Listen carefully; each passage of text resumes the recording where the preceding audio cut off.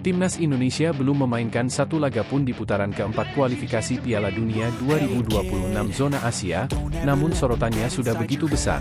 Media Vietnam, The Tao 247, bahkan memprediksi pertandingan-pertandingan Garuda akan menjadi tontonan penuh tensi sekaligus pembuktian kekuatan sepak bola Asia Tenggara di level tertinggi. Dalam laporan terbarunya, The Tao 247 menggambarkan betapa pentingnya fase ini bagi perjalanan tim-tim Asia menuju Piala Dunia. Putaran keempat kualifikasi Piala Dunia Asia 2026 akan berlangsung di Doha dan Riyadh, mempertemukan tim-tim kuat, di mana impian Piala Dunia diputuskan setelah setiap pertandingan yang menegangkan, tulis media Vietnam, The Tao 247. Format baru yang diterapkan oleh Konfederasi Sepak Bola Asia, AFC, membuat persaingan semakin sengit, dengan kuota Piala Dunia yang kini mencapai 48 tim, peluang untuk lolos memang bertambah, namun tekanan untuk tampil sempurna juga meningkat drastis. Dalam undian resmi yang dirilis AFC, Indonesia tergabung di grup B bersama dua kekuatan besar, Arab Saudi dan Irak. Seluruh pertandingan di grup ini akan dimainkan di Riyadh, yang otomatis memberi Arab Saudi keuntungan sebagai tuan rumah.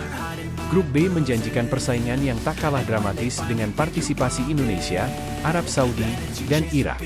Grup ini akan berlangsung di Riyadh, ibu kota Arab Saudi. Dengan keunggulan kandang dan kekuatan yang melimpah, perwakilan Teluk ini dianggap sebagai kandidat kuat untuk posisi puncak, tetapi Indonesia, fenomena sepak bola Asia Tenggara, tentu akan menciptakan banyak kejutan, jelas The Tao 247. Keberhasilan Indonesia mencapai fase ini sangat istimewa karena menjadi satu-satunya wakil Asia Tenggara yang masih bertahan. Thailand, Vietnam, dan Malaysia sudah gugur lebih awal, sehingga keberadaan Garuda membawa kebanggaan tersendiri bagi kawasan ini.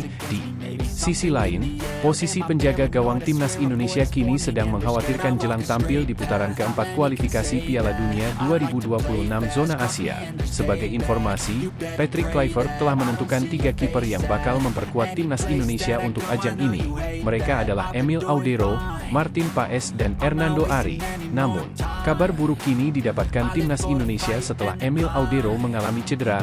Kiper berusia 28 tahun itu menderita cedera jelang laga Cremonense versus Como 1907 pada Sabtu, 27 September 2025. Hal ini membuat Emil Audero diragukan tampil memperkuat Timnas Indonesia melawan Arab Saudi pada 9 Oktober 2025. Bila Emil Audero absen, posisi kiper Timnas Indonesia hanya tersisa Martin Paes dan Hernando Ari. Kondisi Martin Paes sendiri juga bisa dikatakan belum fit karena habis mengalami cedera.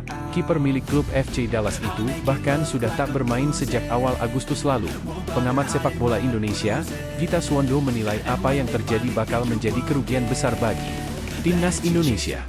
Tetap harus masih menunggu apakah Emil itu cedera ringan atau tidak.